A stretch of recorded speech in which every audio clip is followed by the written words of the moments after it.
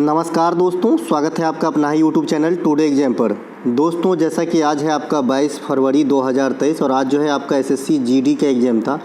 Third shift के exam में GK GS के सेक्शन से जो भी प्रश्न पूछे गए हैं सभी 100% ओरिजिनल प्रश्न के साथ साथ एक्स्ट्रा फैक्ट लेकर भी आ गया हूँ। दोस्तों, आप जानते हैं कि जो हम एक्स्ट्रा फैक्ट देंगे वो आपको एग्ज़ाम के अंदर दिखेगी और दिखता आया है। चलिए शुरू करते हैं आज का ये वीडियो।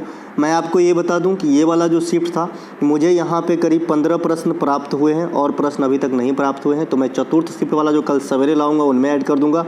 तो यहाँ पे मैं देख रहा हूँ तो मात्र 5 ही टॉपिक से ये 15 प्रश्न है। तो एग्जामिनर ने आज बहुत बड़ा खेल खेल दिया है, बहुत ईजी मेरे हिसाब से कह सकते हैं। चलिए देखते हैं क्या क्या प्रश्न पूछा गया था। पंडित जसराज किस घराने से हैं? भाई इनसे मैं क्वेश्चन भी आपसे पूछा था कि बताइए इनके नाम पे ब्रह्मांड में क्या चीज़ का नाम दिया गया, तो आप लोग कहे थे, है ना। तो ये मेवाती घराने से। किस घराने से? मेवाती घराने से। आज हम घराना का काम तमाम कर देते हैं यहाँ पे, जरा अच्छे से सुनिएगा। मेवाती घराने की स्थापना जो है इंदौर के उस्ताद कौन किए थे? घग्घे नजीर खान और उस्ताद वाहिद खान ने किए थे, है ना। पंडित जसराज, मोतीराम, मनीराम, संजीव अभियंकर, ये सभी के सभी कहाँ से आ जाएंगे? तो मेवाती घराने के से जो है जुड़े हुए कैरेक्टर हो जाएंगे। और संस्थापक अलग से कौन भैया? घग्घे नजीर खान और उस्ताद वाहिद खान का नाम आता है संस्थापक में। तो ऐसा ये भी कह सकते हैं कि ये भी आपका मेवाती घराने से ही हुए। इनके अलावा किराना घराना एक इम्पोर्टेंट घराना है। किराना घराना के संस्थापक अब्दुल करीम खान और अब्दुल वाहिद खान। देखिए अब्दुल वाहिद खान का दोनों में नाम है, मेवाती घराना में और किराना घराना में, ठीक है भाई। और करीम खान इसके अलग हैं। किराना के मेन संस्थापक जो है अब्दुल करीम खान को माना जाता है। इस घराने के प्रमुख कलाकार में आएंगे पंडित भीमसेन जोशी, गंगूबाई हंगल, सवाई गंधर्व, रमेश बाबू माने, प्रभा अत्रे जिनका निधन हो गया, है ना। और प्रभा अत्रे को 2020 में जो है 22 में जो है पद्म विभूषण दिया गया था। मणिक वर्मा, सुरेश बाबू माने दोबारा लिखा गया है। तो ये जो है आपके किराना घराना से संस्थापक कैरेक्टर में से हैं। इनके अलावा ग्वालियर घराने के संस्थापक की बात करेंगे तो हस्सू खान, हद्दू खान और नत्थू खान, ये तीनों जो है कैरेक्टर आपका क्या भैया? ग्वालियर घराने के संस्थापक में आते हैं। प्रमुख कलाकार ओमकार नाथ ठाकुर, विनायक राव पटवर्धन, नारायण राव व्यास, विष्णु दिगंबर पुलस्कर, रघुपति राघव राजाराम, है ना। तो ये जो है आपका ये सभी के सभी ग्वालियर घराने से संबंधित हो जाएंगे। अगला घराना जो है हमारा आगरा घराना। आगरा घराने के संस्थापक कौन है? हाजी सुजान खान। कौन है भाई? हाजी सुजान खान। उस्ताद फैयाज खान, हाजी सुजान खान, उस्ताद घग्घे खुदा बख्श, फैयाज खान, लताफत हुसैन, दिनकर काकनी, ये सभी के सभी आ जाएंगे आपके आगरा में, है ना। आगरा घराने में आ जाएंगे।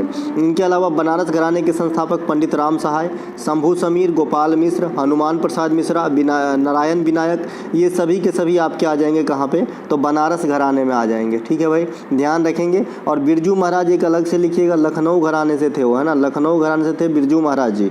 इनके अलावा रामपुर घराना से उस्ताद राशिद खान के बारे में कल बताया था और इनके मैं गीत इनसे संबंधित जो गीत है वो भी गा के आपको सुनाया था। तो रामपुर घराना के संस्थापक उस्ताद इनायत खान है। कौन है? उस्ताद इनायत खान।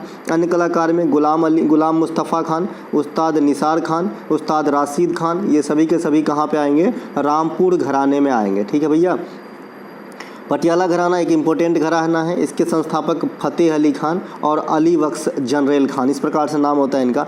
बड़े गुलाम अली खान, अजय चक्रवर्ती, रजा अली, बेगम अख्तर, ये सभी के सभी आपके पटियाला घराना से संबंधित कलाकारों में से है। अगला एक प्रश्न पूछा गया था। अब देखिए ये जो प्रश्न किया ये तो बताया एकदम ईजी है। त्रिशूर पूरम किस राज्य का प्रमुख त्यौहार है? केरल, ये भी बताए हैं, बहुत ही ईजी है। त्रिशूर पूरम, ओनम, मकरविलक्कू और अट्टाकल पोंगल, है ना। ये मैं जब भी बताया केरल से बताया और अभी कुछ दिन से आपका जो है बेल्लम नौ ग्रेस होता है वो भी बताया था। और किस झील में होता है? अनायमुदी झील में, वेम्बनाथ झील में। तो ये भी आपको मैं बताया था। तो इतना चीज़ बताया, है ना। तो यहाँ पे आ जाता है भैया। तो त्रिशूर पूरम कहाँ में होती है? केरल में होती है। केरल के अन्य प्रमुख त्यौहार में आएंगे तो विशु केरल का नववर्ष है, इसे मलयाली नववर्ष कहते हैं, मलयाली नववर्ष कहते हैं। इसके अलावा मकरविलक्कू मकर संक्रांति के समय होती है केरल के अंदर।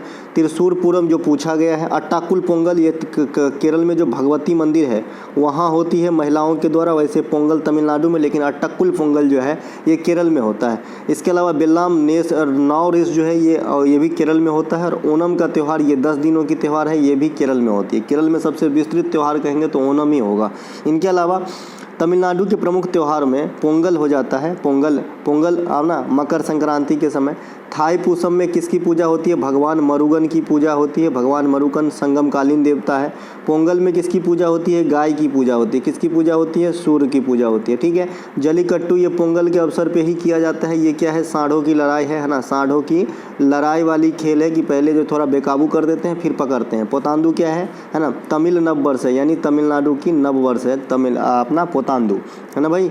इसके अलावा कर्नाटक का आते हैं तो नृत्य और त्यौहार में कर्नाटक में उगादी, देखिए कर्नाटक ये आंध्र प्रदेश का भी है और तेलंगाना का भी है आपका उगादी, और कर्नाटक का भी है। ये तीनों नववर्ष के रूप में मनाते हैं। हम्पी उत्सव, हम्पी का खंडर भी वहीं है कर्नाटक में। यक्षगान, करगा और कुनीथा ये सभी के सभी कर्नाटक में है। ठीक है मेरे भाई, ध्यान रखेंगे।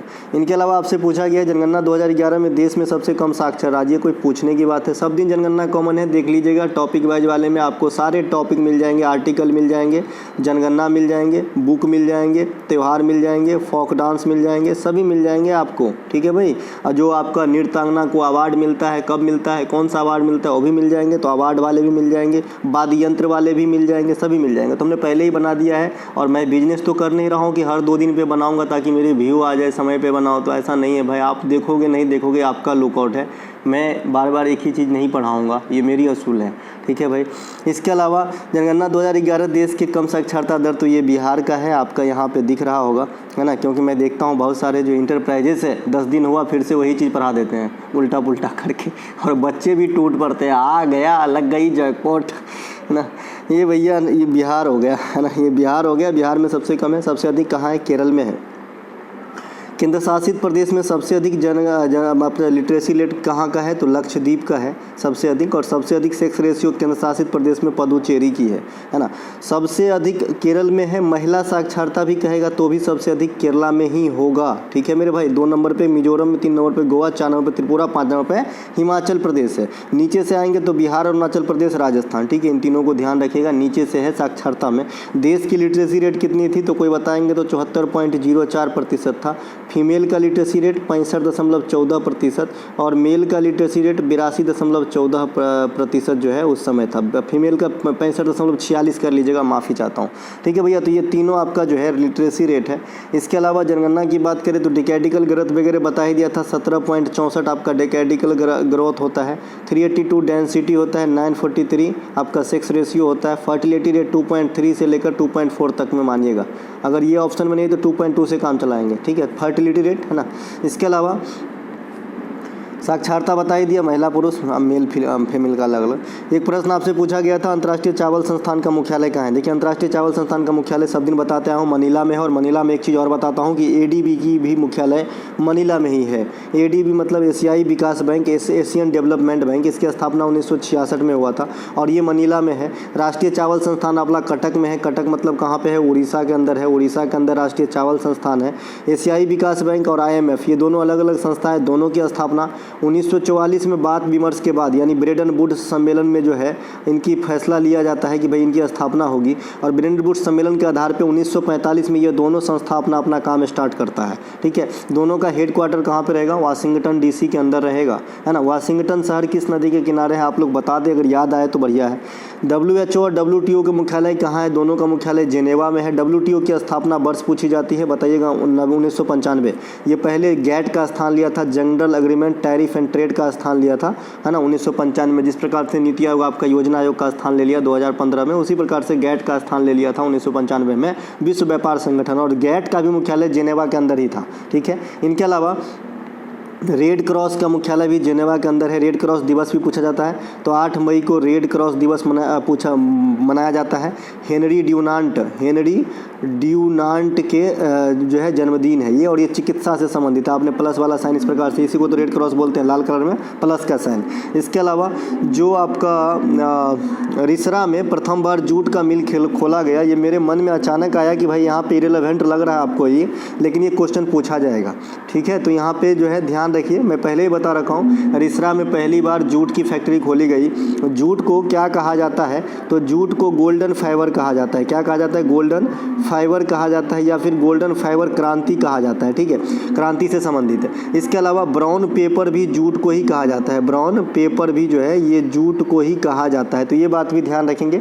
जूट के उत्पादन में भारत अव्वल है, सबसे अधिक है, 2 नंबर पे अपना बांग्लादेश है, अपना पोता, ठीक है, ये बांग्लादेश अपना पोता है ना, क्योंकि जो है पुत्र अब पाकिस्तान है, उसका पुत्र बांग्लादेश है ना। इसके अलावा जो है मतलब क्या है, भारत का पोता भैया, हम तो बहुत बच्चे हैं। इसके अलावा जो है भाई ये जो है आपका ब्राउन पेपर बता दिया, जूट का उत्पादन बताया। अच्छा, जूट की खेती के लिए वर्षा की आवश्यकता होती है, और जूट की खेती इंडिया में बांग्लादेश से सटे हुए पश्चिम बंगाल में सबसे ज़्यादा होता है, ठीक है, ध्यान रखेंगे। इसके अलावा सीमेंट की फैक्ट्री इंडिया में पहली बार कहाँ लगी, उर्वरक की कारखाना कहाँ लगी, सिंदरी में। पेनिसिलिन की फैक्ट्री कहाँ लगी, पिंपरी में। ये सब ध्यान रखेंगे, क्वेश्चन अब यहाँ से आने के लिए तैयार है। इसके अलावा मौमा दास का संबंध किस खेल से है, टेबल टेनिस से। सब दिन खेल से संबंधित खिलाड़ी पूछे जा रहे हैं, और वो भी नया खिलाड़ी नहीं पूछे जा रहे हैं, कुछ पुराना खिलाड़ी पूछे जा रहे हैं। देखिए मनिका बत्रा आप सभी जानते हैं, मनिका बत्रा जी ये काफ़ी मुझे तो बहुत पसंद है मनिका बत्रा जी, खेल के दृष्टिकोण से। तो ये मनिका बत्रा टेबल टेनिस से।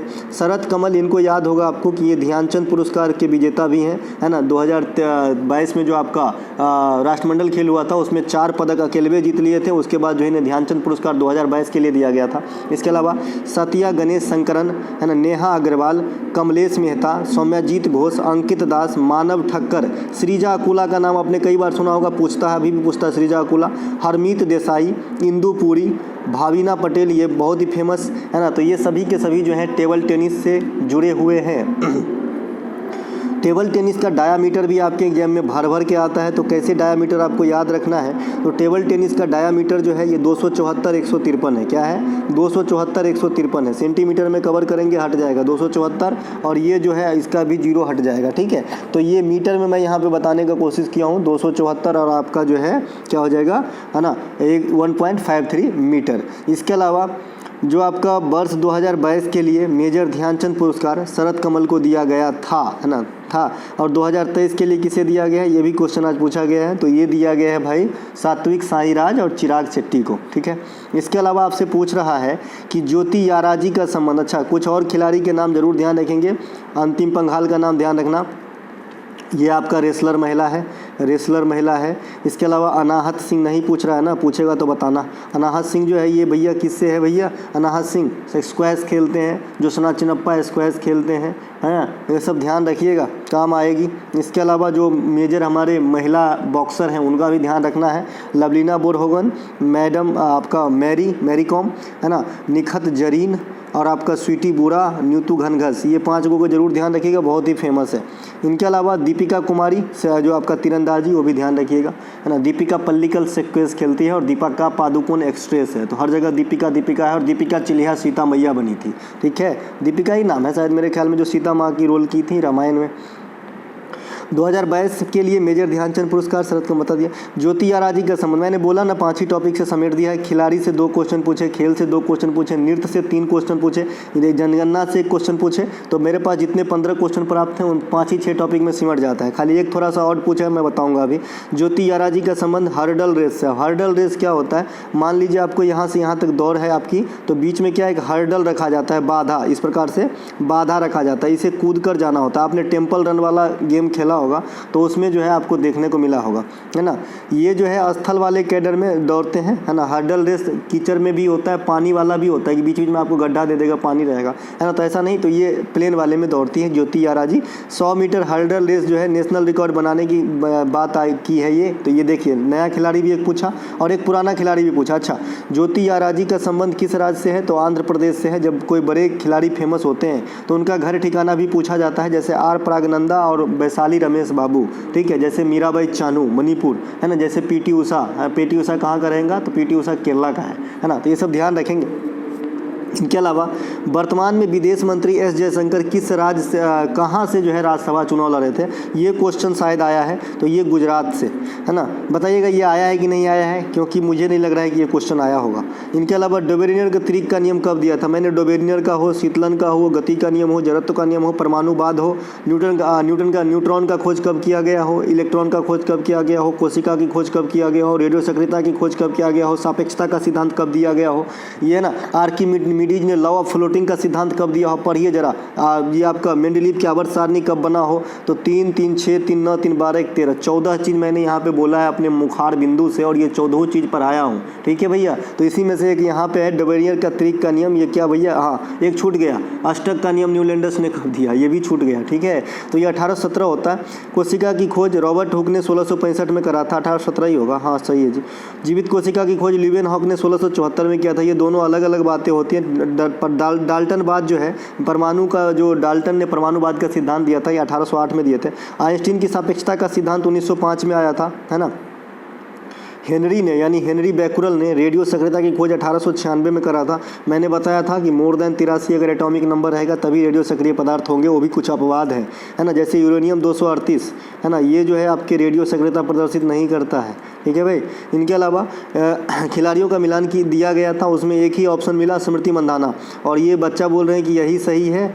चतुर्थ शिफ्ट की सभी क्वेश्चन जो है अवनीश कुमार करके बच्चा है भेज दिया है, लेकिन मैं टाइम के अभाव में आज नहीं बना पाऊंगा। सवेरे आपको हर दिन के लिए भांति मिलेंगे, ठीक है, और कंबाइंड शिफ्ट वाला मिलेगा आपको।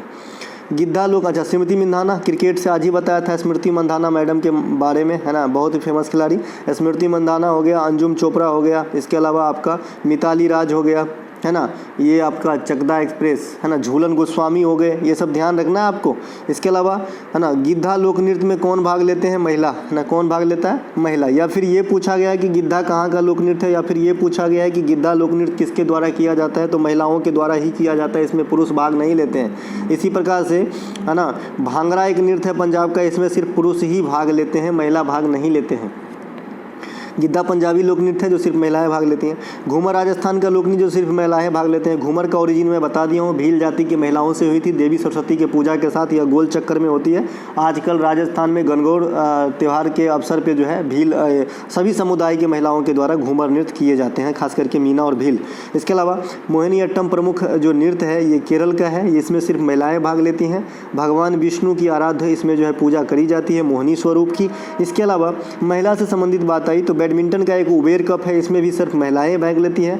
बैडमिंटन का एक थॉमस कप है, इसमें सिर्फ पुरुष भाग लेते हैं, ये ध्यान रखना है। कुम्मी और करगा किस राज्य का लोक नृत्य है, देखिए एक से मन नहीं भरा, गिद्धा भी पूछा, कुम्मी करगा भी पूछा, है ना। तो ये जो कुम्मी और करगा है, ये कुम्मी आपका तमिलनाडु का हो जाएगा। ऑप्शन में अगर नहीं रहे तमिलनाडु में तो केरल भी मार सकते हो कुम्मी के लिए, कोई दिक्कत नहीं है ना। इसके अलावा ये करगा कर्नाटक का है, जैसे कि मैंने बताया था, करगा है, कुनीथा है, ऊपर ही तो बताया, करगा है, कुनीता है, भूतकोला भी हो जाएगा, यहाँ पे आपका करगा यक्षगान भी हो जाएगा, है ना। ये सब ध्यान रखेंगे। उगादी भी हो जाएगा कर्नाटक के अंदर, कर्नाटक के अंदर हम्पी का खंडर भी हो जाएगा, कर्नाटक के अंदर है ना, सिलिकॉन वैली भी हो जाएगा बेंगलुरु में। इसके अलावा मेजर ध्यानचंद पुरस्कार किसको मिला है 2023 में, या फिर मेजर ध्यानचंद पुरस्कार की स्टार्ट कब हुई थी, ये दोनों में से कोई एक क्वेश्चन है। देखिए बच्चे टूटे फूटे में व्हाट्सएप पे लिखते हैं तो अपने को थोड़ा बहुत एक आध क्वेश्चन को जोड़ना पड़ता है, ठीक है। तो ये सात्विक साईराज और चिराग शेट्टी, इस प्राइज की शुरुआत 1991 में राजीव गांधी खेल रत्न पुरस्कार के नाम से हुआ था। फिर बाद में इसका नाम बदल के मेजर ध्यानचंद पुरस्कार हॉकी के जादूगर के नाम पर किया गया। हॉकी के जादूगर मेजर ध्यानचंद के जन्मदिन 29 अगस्त को ही राष्ट्रीय खेल दिवस के रूप में मनाते हैं, और विश्व खेल दिवस के रूप में हम 6 अप्रैल को मनाते हैं। दोनों बात ध्यान रखेंगे, ठीक है। इसके अलावा ये सब जो है आपके सेकेंड शिफ्ट का बता दिया था कि कुचिपुड़ी आरबीआई की स्थापना, ये सब सेकेंड शिफ्ट में आया था। तो मुझे यही इतना ही प्रश्न प्राप्त हुआ है। अगर और प्रश्न प्राप्त होता है तो चतुर्थ शिफ्ट वाले वीडियो में इंक्लूड कर दूंगा। तब तक के लिए जय हिंद, है ना।